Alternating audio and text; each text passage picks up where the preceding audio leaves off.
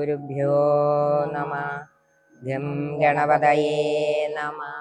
Some സരസ്വത്यै നമഃ. ഓം നമോ ഭഗവതേ വാസുദേവായ. ദശകം 72 അക്രൂരന്റെ ഗോകുലയാത്ര. കംസോധനാരദഗിരാവ്രജവാസിനം ത്വാം ആകന്യതീർണഹൃദയ സഹി ഗാന്ധിനേയം ആഹൂയ കാർമുകമഖച്ഛലതോ ഭവന്തം ആനേതുമേനമഹിനോദഹിനാഥശായിൻ. അഹിനാഥശായിൻ അഥ സഹ കംസഃ തു. അഹി എന്ന് പറഞ്ഞ സർപ്പങ്ങളില് ശ്രേഷ്ഠനായ അനന്തന്റെ മുകളിൽ അഹിനാഥ ശായിൻ, അനന്തനിൽ ശയിക്കുന്ന ഭഗവാനെ എന്നാണ്. അനന്തൻ എന്ന സർപ്പരാജനുമേൽ ശയിക്കുന്നവനായ ഹേ ഭഗവാനെ. പിന്നീട് ആ കംസനാകട്ടെ നാരദഗിരാ ത്വാം വ്രജവാസിനം ആകർണ്യ, ശ്രീ നാരദരുടെ വാക്കുകൾ കേട്ട് അങ്ങ് വ്രജത്തിൽ വസിക്കുന്നു എന്ന് മനസ്സിലാക്കിയിട്ട് ദീർണഹൃദയ ഗാന്ധിനേയമാഹൂയ, തകർന്ന മനസ്സുമായി, അതായത് മനസ്സിൽ വല്ലാത്ത വിഷമമുണ്ടായി, ഗാന്ധിനി പുത്രനായ അക്രൂരരെ വിളിച്ചു വരുത്തി. കാർമുകമഖച്ഛലത ഭവന്തമാനേതും ഏനം അഹിനോത്. ഒരു ധനുർയാഗം, കാർമുകം എന്ന് പറഞ്ഞാല് ധനുസ്, വില്ല് വെച്ചൊരു യാഗം എന്ന് വ്യാജേന, അതായത് ശരിക്കൊരു യാഗത്തിന് വേണ്ട മനസ്ഥിതിയൊന്നും കംസനില്ല. ഇവിടെ ഒരൊറ്റ ഉദ്ദേശമേ ഉള്ളൂ, എന്തെങ്കിലും ഒരു വിശേഷമാണെന്ന് പറഞ്ഞ് ശ്രീകൃഷ്ണനെയും ബലരാമനെയും മധുരയിൽ എത്തിക്കുക എന്നുള്ള ഒരു ഉദ്ദേശം. അപ്പൊ ആലോചിച്ചപ്പോ വലിയ കുഴപ്പമൊന്നുമില്ലാതെ പറയാവുന്ന ഒരു കാര്യം എന്നാന്ന് വെച്ചാൽ വില്ല് വെച്ചൊരു യാഗം എന്ന് പറയാം. അങ്ങനെ ഒരു വില്ല് അവിടെ ഉണ്ട് താനും. ആ ഒരു വില്ലെടുത്ത് വെച്ച് നല്ലോണം പൊടിയൊക്കെ തട്ടി അത് വില്ല് വെച്ചൊരു യാഗം എന്നൊരു ഉത്സവം വച്ചു. എന്തിനാണ്? ഭഗവാനെ വരുത്തുക എന്ന ഒറ്റ ഉദ്ദേശമേ അവിടെ ഉള്ളൂ. അങ്ങനെ വരുത്തിയിട്ട് എന്താണ്? കൊല്ലണം. അങ്ങനെ അങ്ങയെ കൂട്ടിക്കൊണ്ടു വരുവാനായി പറഞ്ഞയച്ചു. ഒരു ധനുർയാഗം കാണാൻ എന്ന വ്യാജേന കാർമുക മഖച്ഛല, മഖം എന്ന് പറഞ്ഞാൽ യാഗം, ഛലതഹ എന്ന് പറഞ്ഞാല് വ്യാജം. സത്യമായിട്ടും ഈ വില്ല് വെച്ച യാഗം എന്നുള്ള ഒരു പരിപാടിയൊന്നുമില്ല. കംസനാണ് ആദ്യമായിട്ട് അങ്ങനെ ഒരു പരിപാടി ആസൂത്രണം ചെയ്തത്. ഭവന്തം ആനേതുമേനം അഹിനോത്, അങ്ങയെ കൂട്ടിക്കൊണ്ടു വരുവാനായി പറഞ്ഞയക്കുകയാണ് ചെയ്തത്. അക്രൂരനെ വിളിച്ചു വരുത്തി അങ്ങയെ വിളിച്ചു കൊണ്ട് വരുവാനായിട്ട് പറഞ്ഞയച്ചു. അതായത് കംസൻ പല അസുരന്മാരെയും അമ്പാടിയിലേക്ക് പറഞ്ഞയച്ചു. ഭഗവാനെ വധിക്കാൻ ഉദ്ദേശിച്ചാണ്. പക്ഷെ പോയവരാരും തിരിച്ചു വന്നിട്ടില്ല ഇതുവരെ. അപ്പോൾ ഭഗവാനെ വിളിച്ചു കൊണ്ടുവരുവാനായിട്ട് ഒരാളെ വിട്ടാല് ഇനി എന്തായിരിക്കും സംഭവിക്കുക? അപ്പോൾ ഭഗവാൻ വരത്തക്ക വിധത്തിൽ പറയാവുന്ന ആരെങ്കിലും ആയിരിക്കണം പോകുന്നത് എന്ന് കംസൻ ആലോചിച്ചിട്ടാണ് അക്രൂരരെ പറഞ്ഞയക്കുന്നത്. ക്രൂരതയില്ലാത്ത ഒരാളിനെ പറഞ്ഞയക്കണം. അങ്ങനെ ഓർത്തു നോക്കിയപ്പോഴാണ് ക്രൂരതയില്ലാത്ത ഒരേ ഒരാള് ഈ അക്രൂരരേ ഉള്ളൂ. കംസന്റെ കൂടെ ഉള്ളവരിൽ ക്രൂരതയില്ലാത്തത് ഈ അക്രൂരർക്ക് മാത്രമാണുള്ളത്. അതുകൊണ്ട് അക്രൂരരെ വിളിച്ചു വരുത്തി അമ്പാടിയിൽ ചെന്ന് ഇങ്ങനെ ഒരു വില്ല് വെച്ച യാഗമുണ്ട്, അതിൽ പങ്കെടുക്കാൻ വേണ്ടി വ്രജവാസികൾ എല്ലാവരും എത്തണം, കുട്ടികളെയൊക്കെ നേരത്തെ കൊണ്ടു ചെല്ലാൻ രാജാവ് പ്രത്യേകം പറഞ്ഞിട്ടുണ്ട് എന്ന് പറഞ്ഞുകൊണ്ട് ഈ കുട്ടികളെ കൂട്ടിക്കൊണ്ടു ചെല്ലണം എന്നുള്ള വിവരം അക്രൂരരോട് കംസൻ പറയുകയാണ്. അതാണ് ഈ ആദ്യത്തെ ശ്ലോകത്തിൽ. ഇനി അടുത്ത ശ്ലോകം നോക്കാം. ക്രൂരയേഷ ഭവദംഘ്രിപരശ്ചിരായ ത്വദ്ദർശനാക്ഷമമനാക്ഷിരിപാലഭീത്യ തസ്യാജ്ഞയൈവ പുനരീക്ഷിതുമുദ്യതസ്ത്വാം ആനന്ദഭാരമതിഭൂരിതരം ബഭാര. ചിരായ ഭവദംഘ്രിപരഃ ക്ഷിതിപാലഭീത്യാ ത്വദ്ദർശനാക്ഷമമനാഃ. ഈ അക്രൂരനാണെങ്കിലോ പരമഭക്തനാണ്. ഭഗവാൻ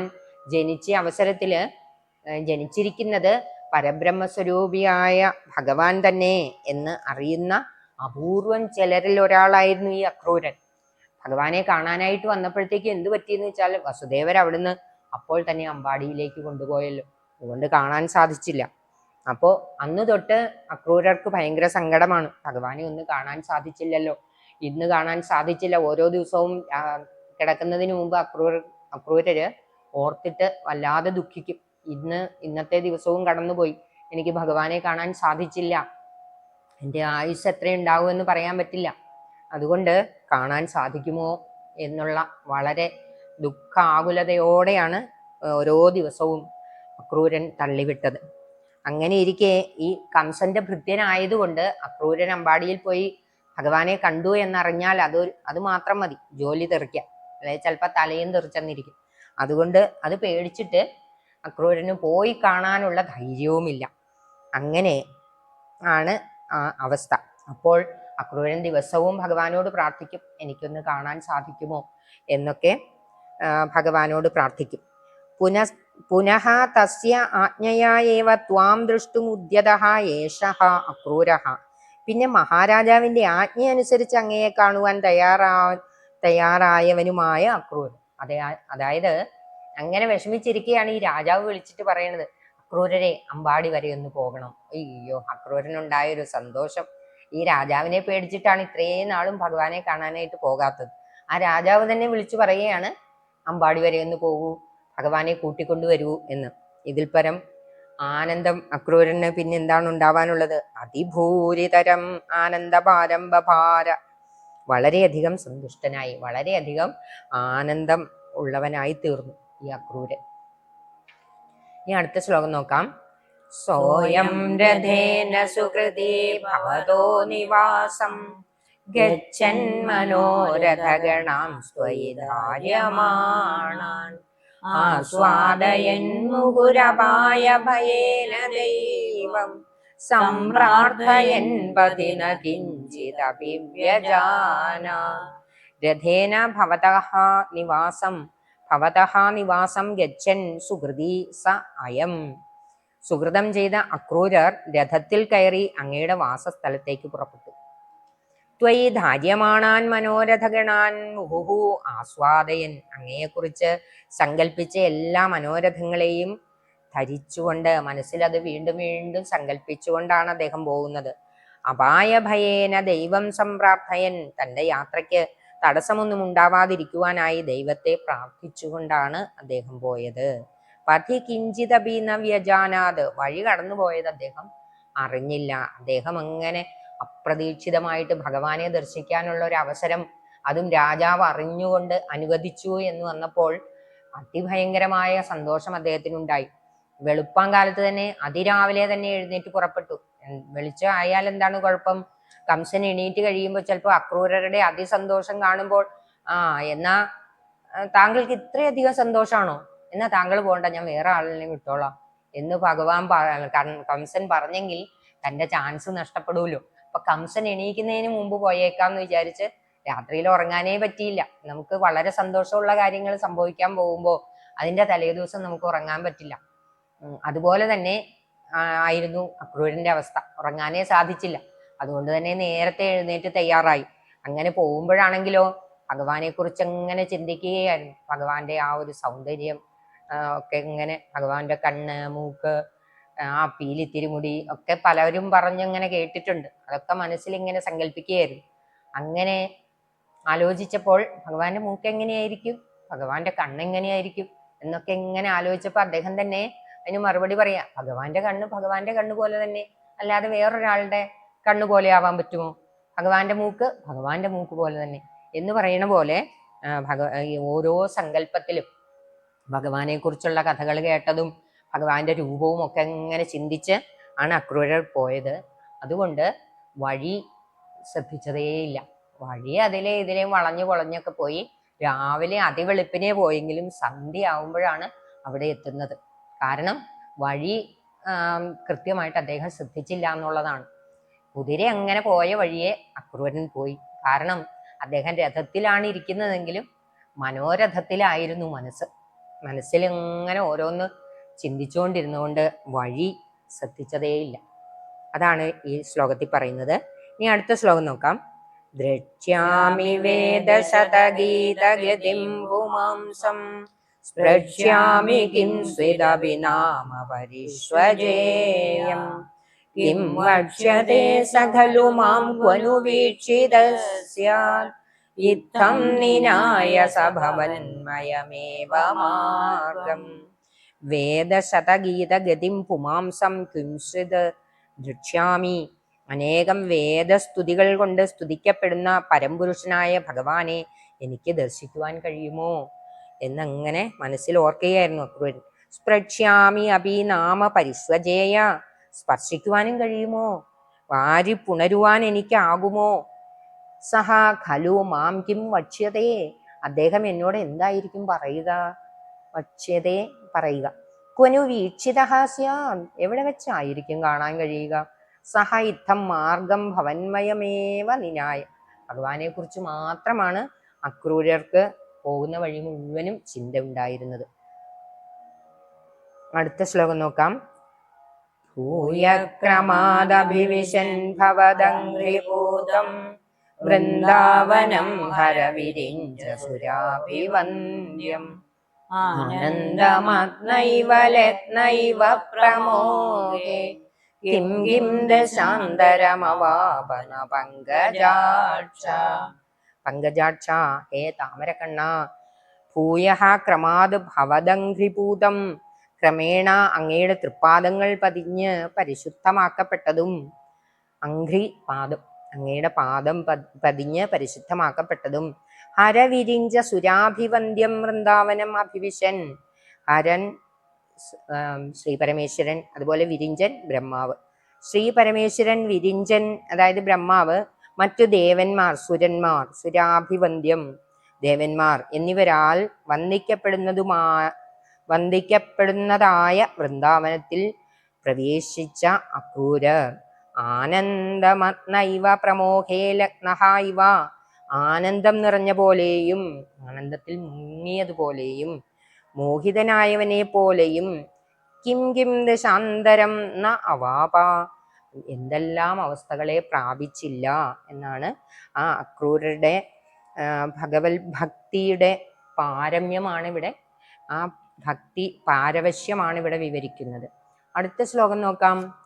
പശ്യന്നവന്ദത ഭവൽ വിഹൃതിസ്ഥലാനി പാംസുഷ്വേഷ്ടത ഭവച്ചരണാംഗിരേഷു കിം ബ്രൂമഹേ ബഹുജനാഹി തദാവിദാദ ഏവം തു ഭക്തി തരളാ വിരളാ പരാത്മൻ. ഭവദ്വിഹൃതിസ്ഥലാനി, അങ്ങ് കളിച്ചു നടന്ന സ്ഥലങ്ങളെയെല്ലാം അക്രൂരർ വന്ദിച്ച് ദർശിക്കുകയും ചെയ്തു. ഭവച്ചരണാങ്കിതേഷു പാംസുഷു അവേഷ്ടതേ, അങ്ങയുടെ പാദങ്ങൾ പതിഞ്ഞ പൂഴിമണ്ണിൽ കിടന്നുരുണ്ടു. കുതിര എങ്ങനെ കുതിരവണ്ടിയിലാണ് പോയത്. അപ്പോൾ കുതിര എങ്ങനെ നോക്കുകയാണ്, ഇദ്ദേഹം ഇങ്ങനെ മണ്ണിൽ കിടന്ന് ഉരുളുമ്പോൾ. കുതിരകൾക്ക് അങ്ങനെ ഒരു സ്വഭാവം ഉണ്ടെന്നാണ്, മണ്ണിൽ കണ്ടാല് പൂഴിയിൽ കിടന്ന് ഉരുളുന്ന സ്വഭാവം. അതുപോലെ അപ്പോൾ കുതിരയ്ക്ക് തോന്നി, ഞാനാണോ കുതിര, ഇയാളാണോ കുതിര എന്ന് ആചാര്യന്മാർ പറയാറുണ്ട്. കിം ബ്രൂമഹേ പരാത്മൻ, അതിനെക്കുറിച്ച് എന്താണ് പറയേണ്ടത് പരമാത്മാവായ ഭഗവാനെ.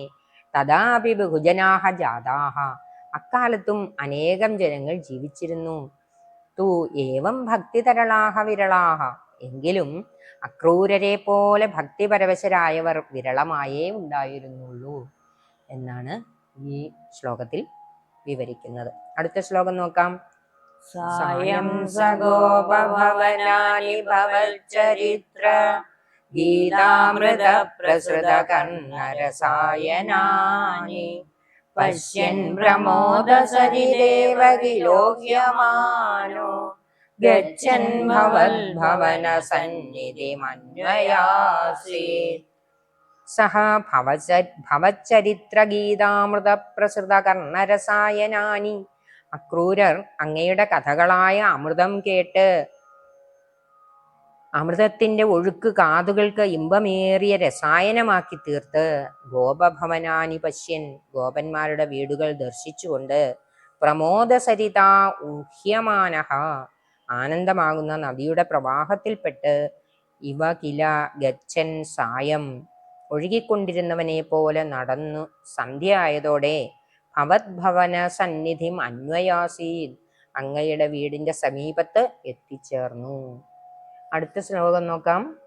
താവൽദർശപശുലോകവിലോകലോലം ഭക്തോത്തമാഗതമിവ പ്രതിപാലയന്തം ഭൂമൻ ഭവന്തമയമഗ്രജവന്തമന്ദ ബ്രഹ്മാനുഭൂതിരസസിന്ധുമിവോദ്വമന്തം.